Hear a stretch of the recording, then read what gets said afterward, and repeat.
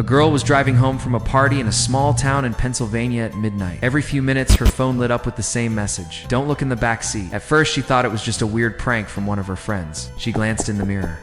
Nothing was back there. So she continued driving. The message came again. Don't look in the back seat. This time, a truck behind her flashed its headlights in Morse code. Get out now.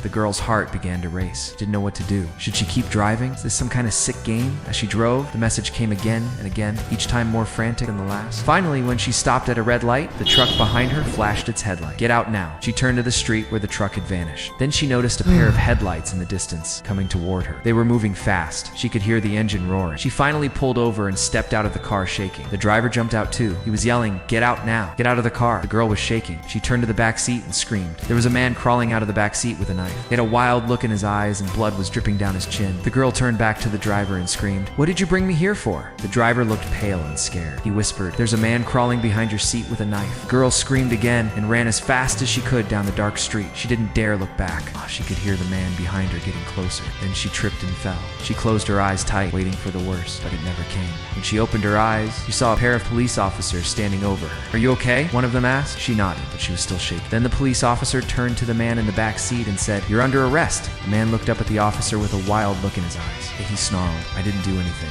The officer just shook his head and said, "Yeah, you did. You tried to kill that girl." The man's face crumpled and he started crying. The police officer turned back to the girl and said, "Are you sure you're okay?" She nodded again, but she was still shaking. She knew that she would never forget this night. She had never been so scared in her entire life.